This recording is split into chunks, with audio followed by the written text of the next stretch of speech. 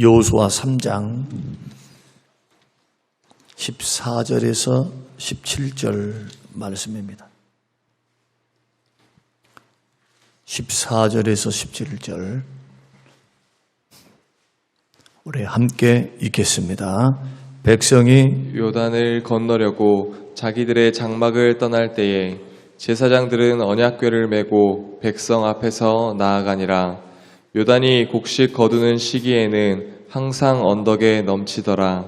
궤를 맨 자들이 요단에 이르며 궤를 맨 제사장들의 발이 물가에 잠기자 곧 위에서부터 흘러내리던 물이 그쳐서 사르단에 가까운 매우 멀리 있는 아담 성읍 변두리에 일어나 한 곳에 쌓이고 아라바의 바다 염해로 향하여 흘러가는 물은 온전히 끊어짐에 백성이 여리고 앞으로 바로 건널세 여호와의 언약궤를 맨 제사장들은 요단 가운데 마른 땅에 굳게 섰고 그 모든 백성이 요단을 건너기를 마칠 때까지 모든 이스라엘은 그 마른 땅으로 건너갔더라. 아멘. 아멘. 어제 말씀을 통해서 순종이 축복이며 순종하는 것이 바로 우리 예수 믿는 사람들의 승리이다라는 말씀을 우리가 들었습니다. 가나안 땅을 정복하는 것은 분명히 하나님의 뜻이고 이스라엘 백성들이 건너가기 전에 먼저 하나님께서 건너가셔서 그 땅 주민들의 간담을 서늘하게 만드셔서 예비 작업은 주님이 다 하셨어요. 또 하나님께서 하나님 되심을 분명하게 또 역사도 하셨습니다. 우리는 여호수아의 이야기를 우리가 다 알고 있습니다. 모르고 있는 것이 아닙니다. 읽었습니다. 하나님의 위대하심을 보았습니다. 그러나 물으셔야 합니다. 나는 그럼에도 불구하고 믿음으로 행하고 있는가? 그것을 순간순간 선택의 기로에 놓여 있을 때, 무엇인가를 선택할 때, 무엇인가를 해보려고 할 때, 우리는 행동보다도 더 먼저 생각해야 될 것은 주의 뜻이 분명한가? 라고 하는 그 주의 뜻에 대한 민감성. 이것이 과연 하나님의 기뻐하시는 일인가? 성경이 말씀하고 있는가? 그리고 이것이 분명하게 하나님의 뜻이고 성령의 감동을 주신 일이며 우리와 함께 하시는 증거다라는 확신이 있으면 뒤돌아보면 안 돼요. 이제 그때부터는. 앞에 환경이 불리하게 돌아가도 밀고 나가야 돼. 양단간에 밀고 나가야 돼. 그 과정에서 사람들이 얼마나 옆에서 딴 말들을 많이 하겠어요. 이런 말 저런 말 하겠죠. 여리고 전투는요, 입 다물어 그런 전투예요. 다른 거 하지 마. 입 다물어. 왜냐? 광야에 40년 동안 이스라엘 백성들을 하나님이 너무나 잘 아십니다. 너무나 잘 알아요. 하나님은 이스라엘 백성들의 행동 이전에 벌써 그들 속에 믿음이 없음을 아셨어요. 믿음이 없으니까 자꾸 입술로 나오는 게 부정적이라. 부정적. 근데 우리는 이것을 똑똑하다, 비판적이다, 막 이렇게 말을 하면 굉장히 뭔가 좀 똑똑한 것 같이 생각이 들은단 말이죠. 자꾸. 근데 곰곰이 생각해 보라는 거예요, 한번. 곰곰이 한번 생각해 보세요. 그게 성향이 아닌가? 믿음의 길을 걸어가는 하나님의 사람들은요, 하나님이 다루기 쉬워야 되고 또한 사람이 다루기 쉬워야 돼요. 제일 먼저 통과해야 될 것은 믿음 통과고 순종 통과입니다. 그래야 주의 일꾼이 되는 거예요. 주의 일꾼. 그래서 하나님은 막 똑똑한 사람, 막 잘난 사람, 뭔가 막 자기 힘으로 뭘 해보려고 하는 사람들을 세우려고 할 때는 언제나 힘을 빼놓습니다. 힘을. 연단하고 훈련해서 똑똑히 보라는 거예요. 누가 이루는가? 누가 능력을 주는가? 누가 은혜를 베푸는가? 그러니까 신앙생활을 하면서 이것을 배우지 못하면은 인본주의로 걸어갑니다. 교회를 운영할 때도 인본주의로 걸어가요. 인본주의. 하나님은 우리가 하는 일에 결제만 해주시면 돼요.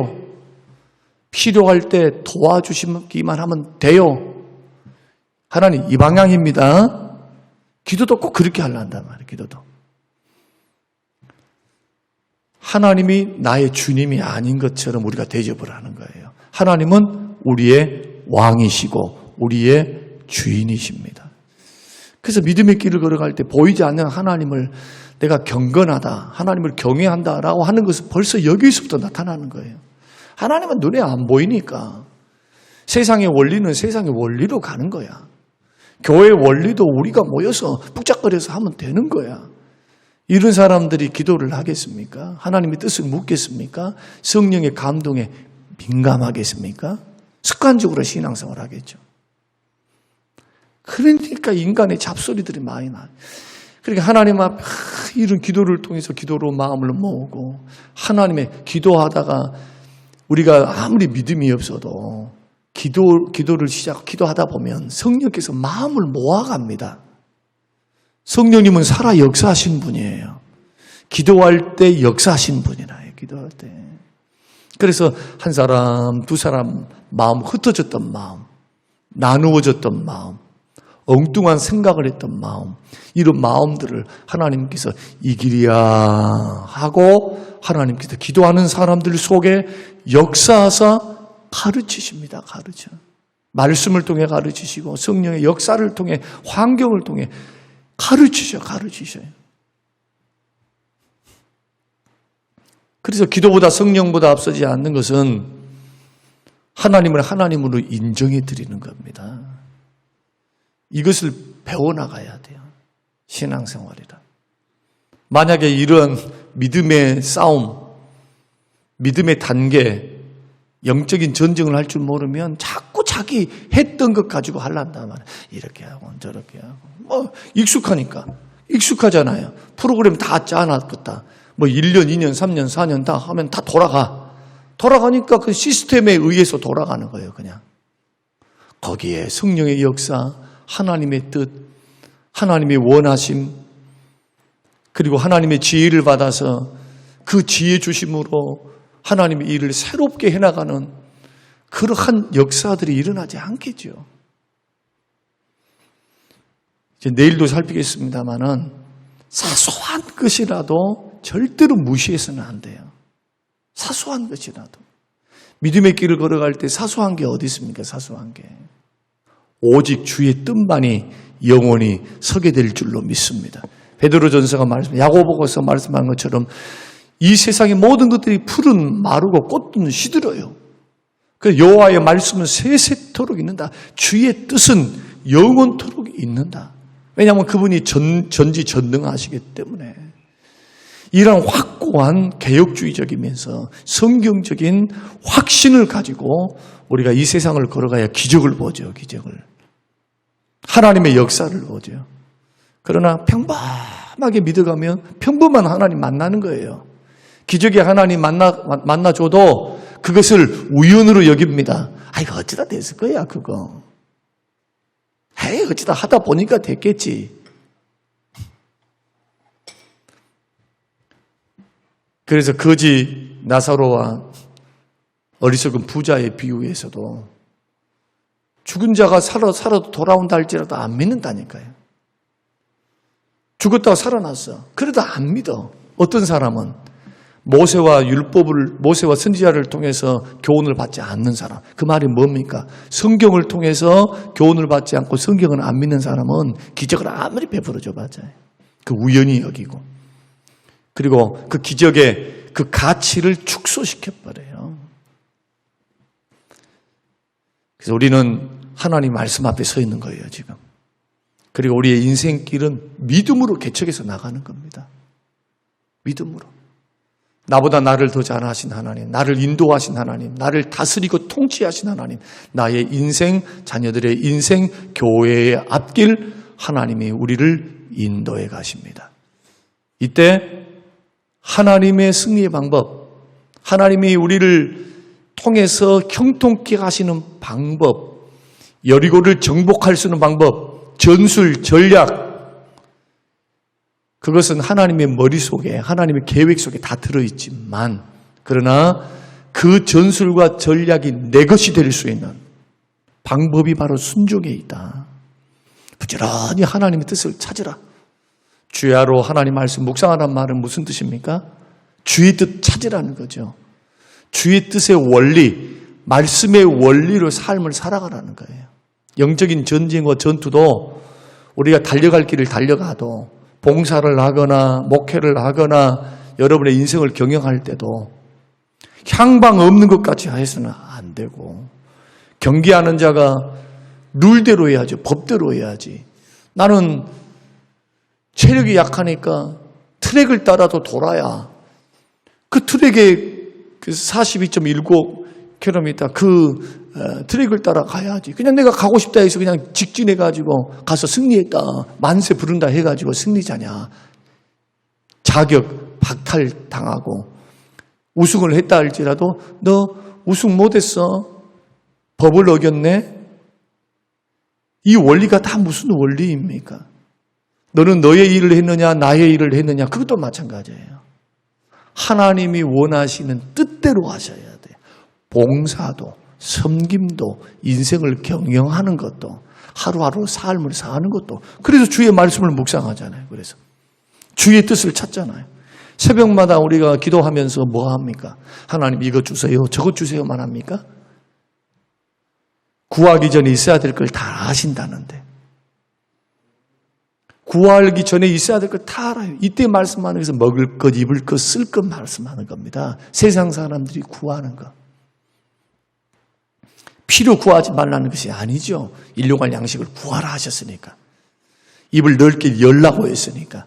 중요한 것은 주의 뜻이 뭔가, 주께서 원하심이 뭔가, 주의 가르쳐 주심이 뭔가.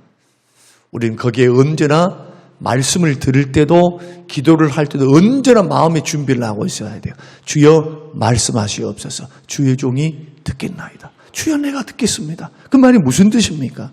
히브리어에서요, 히브리 사상에서 듣는다는 것은 순종을 전제합니다. 그래서 청종이에요. 청종. 듣고 순종하겠습니다.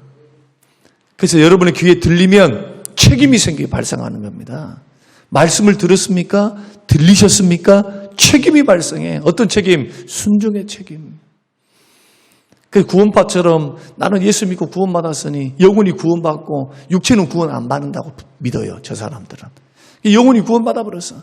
그러니까 이 세상에서 몸으로 하는 모든 것, 살리는 것은 영이니 육은 무익하니라. 이 말씀을 잘못 해석하는 거죠.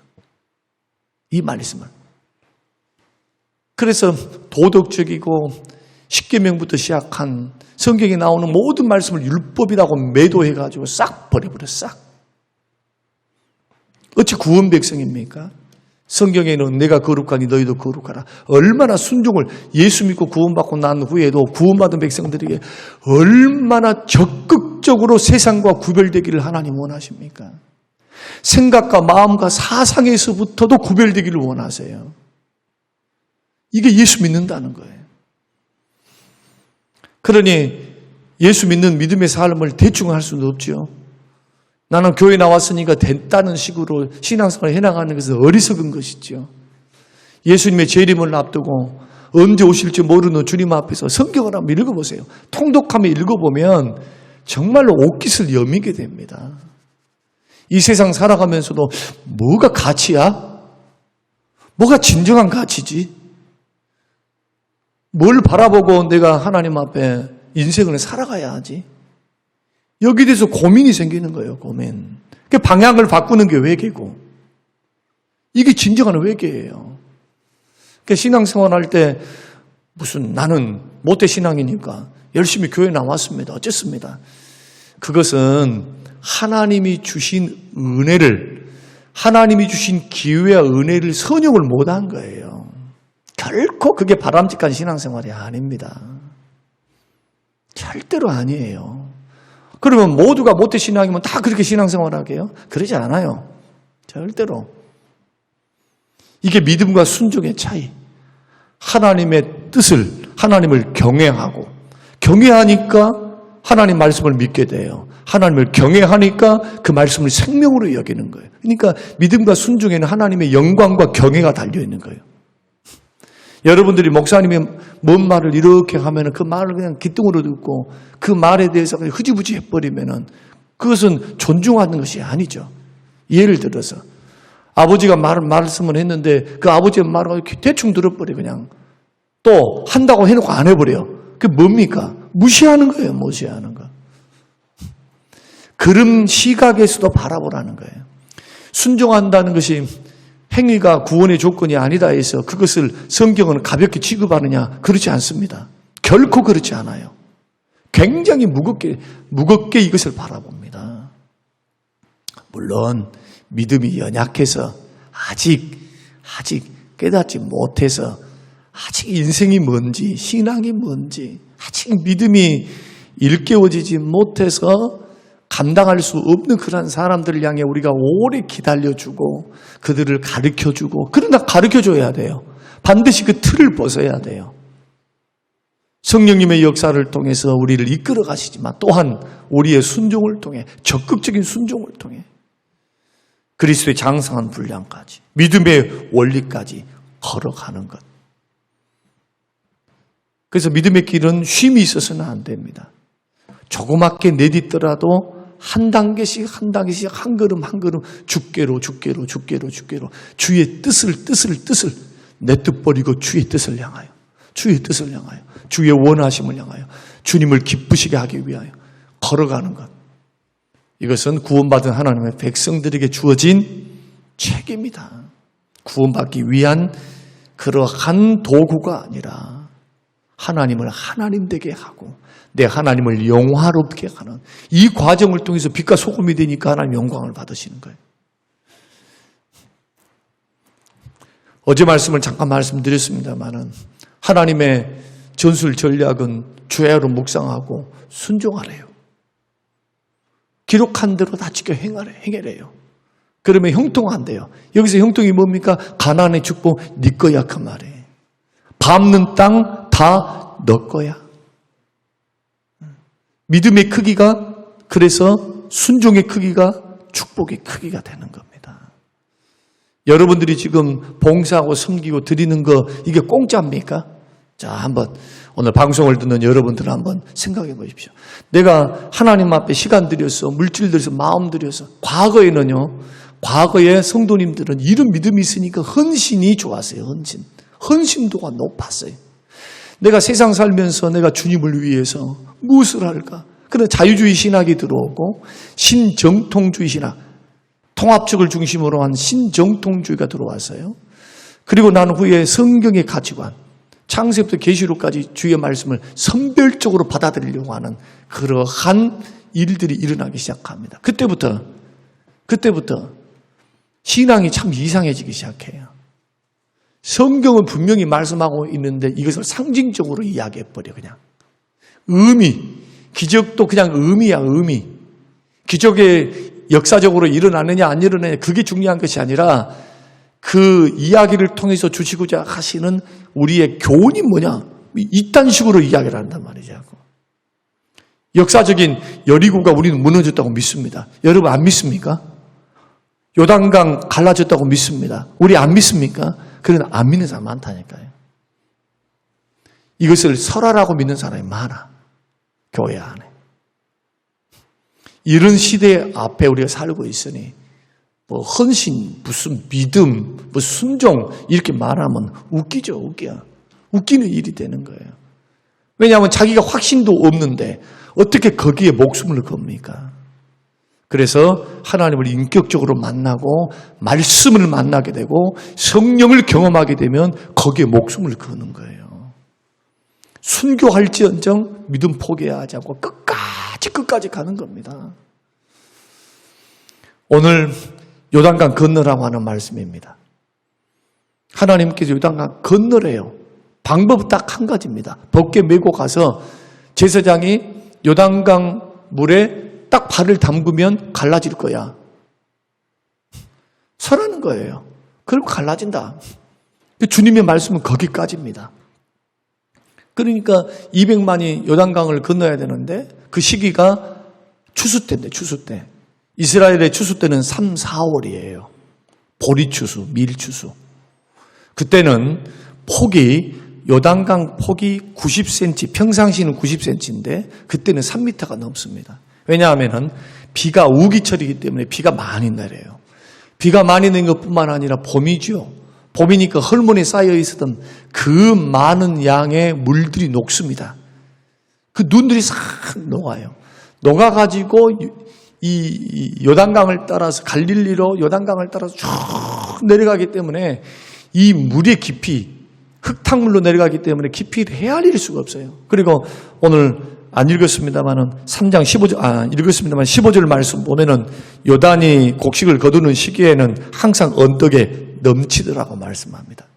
그러니까 그 깊이가 저쪽까지 10m가 될련지 20m가 될련지, 그런데 그 물속의 깊이는, 넓이는 그러는데 깊이가 3m가 넘는, 사람으로서는 도저히 건너갈 수 없는 그 물이 확 내려가는 겁니다.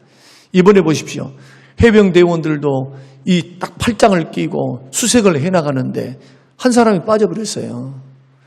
물살이요, 무릎 높이만 되어도 사람이 떠밀려 내려가 버려요. 제가 수영을 하기 때문에 잘 압니다. 떠밀려 내려가 버려요. 그리고 물살이 내려가면 수영할 수 있을 것 같아요? 못해요. 안 돼요. 물살을 거슬려서 둥둥 뛰어서 가면 되지. 그게 말이 그렇지. 바다 수영하고 잔잔한 수영장에 수영하고 다른 점이 그겁니다. 불가능한 일들 앞에 이스라엘 백성들이 해야 할 선택지는 두 가지밖에 없어요. 하나님 말씀, 그 말씀의 부당성, 비논리성, 비합리성. 도대체 어떻게 눈앞에 보이는 저 환경을 바라보면서 어떻게 건너?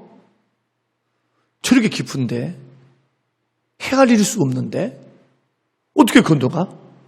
애기도 있는데, 노약자도 있는데, 별별 이유 다 될 수 있겠잖아요. 환경을 보면서. 그러나 이스라엘 백성들의 선택지 하나, 또 하나는 하나님은 하신다. 하나님은 역사하신다. 말씀하셨으니 반드시 이루신다. 믿고, 그 말씀 믿고 가는 거예요. 믿고. 세상 사람들이 이해가 안 돼요. 그래서 기독교 신앙을. 왜? 다른 신앙은 다 행위 종교입니다. 행위 종교. 이거 하라, 저거 하라, 이거 하라. 그런데 기독교 신앙은 행위 종교기는 해요. 구원의 도구로서 행위가 아닙니다. 하나님을 영화롭게 하고 하나님을 하나님 되게 하기 위한 그런 방법이 순종입니다. 그런데 그 순종도 믿음이 없으면 못해요. 네 이거 했으니까 내가 이만큼 뭘 줄게 라고 하는 식이 아닙니다. 하나님의 말씀 앞에 우리들이 반응을 하면은 30배, 60배, 100배의 은혜를 누리게 돼요. 그래서 우리의 능력은 뭐냐? 다른 데 있지 않습니다. 순종에 있습니다. 믿고 순종할 때 요단강이 갈라지기 시작합니다. 이런 놀라운 역사, 불가능한 환경, 여건 속에서 우리 끝까지 우리가 놓치지 말아야 될 것, 주를 향한 신뢰입니다. 신뢰. 주를 향한 신뢰함으로 나아가는 것. 아무리 보배 합을 갖고 있어도 열쇠가 없으면은 우리가 보배 합을 열어서 보물을 내 것으로 삼을 수 없듯이 열쇠가 있어야 열지요. 마찬가지.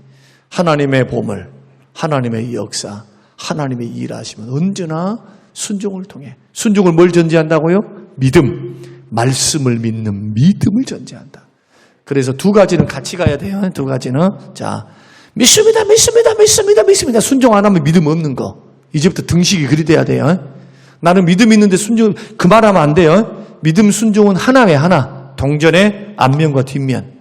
구원 얻은 믿음도 마찬가지. 기적을 일으키는 믿음도 마찬가지. 믿음과 순종은 하나다. 지금부터 그렇게 믿으셔야 돼요. 성경이 그렇게 말씀하고 있으니까. 순종의 깊이를 보면 그 사람의 믿음의 깊이를 볼 수 있는 거예요. 믿음이 없으니까 그래요. 다른 말 하면 안 돼요. 믿음이 없으니까 그래요. 그럼 뭘 어떻게 해야 하느냐? 하나님 앞에 믿음 달라고 기도하셔야 돼요. 부지런히 하나님 믿음 주세요. 믿음 얻을 수 있는 방법은 다른 방법 없어요. 기도와 말씀밖에 없어요. 부지런히 말씀을 내면화시켜서 그 말씀 속에서 성령의 역사에 붙잡혀서 주여 이 말씀이 생명입니다. 이 말씀이 능력입니다. 이 말씀이 축복입니다. 주여 말씀의 원리를 따라 주의 뜻을 따라 걸어가게 하옵소서. 그렇게 진득하게 인생을 경영해 가보세요. 그러면 나이가 50이 되고 60이 되고 70이 되면 어떤 사람은 하나님의 뜻 안에서 늦게, 어떤 사람은 하나님 뜻 안에서 빨리, 그 정도 차이만 있을 뿐이지. 하나님이 주신 그 은혜, 과정에서 힘 주시고 먹이시고 피를 채우시고 은혜를 주시고 열어주시는 하나님의 기적은 누가 받느냐? 믿음으로 순종하는 사람. 이것을 꼭 기억하시면서 불순종하는 길을 걸어가면 그 축복이 없어요. 연단만 있지. 징계만 있지. 그러니까 이런 부분들을 생각하면서 우리의 신앙의 옷깃을 여미고 다시 한번 우리의 믿음을 점검하면서 우리의 신앙생활을 잘 경영하시고, 이런 훈련은 평상시 하루하루 살면서 선택의 기로에 놓여 있을 때 자꾸 하나님 편에 서서 자꾸 주의 뜻이 뭔지 이렇게 하려고 하다가도 이게 하나님 기뻐하지 않을 것 같으면 반드시 빨리 돌아와서 하나님이 원하는 방향으로 움직이는 것, 이게 순종이다. 날마다 훈련하게 되시기를 주님의 이름으로 축원합니다. 고마우신 하나님 아버지 감사합니다. 오늘 우리에게 이 말씀을 듣게 하셨나이다. 하나님이 베푸셨던 기적과 능력의 역사, 은혜의 역사, 주님 믿음과 순종으로 하나님의 일을 인도해 가시는 하나님의 역사 앞에 믿음과 순종을 배우게 하셔서 결코 손해보지 않는 하나님의 은혜, 하나님의 능력, 하나님의 축복, 하나님의 승리를 받을 수 있도록 하나님 우리에게 은혜를 베풀어 주시옵소서. 감사드리며 예수님 이름으로 기도합니다. 아멘.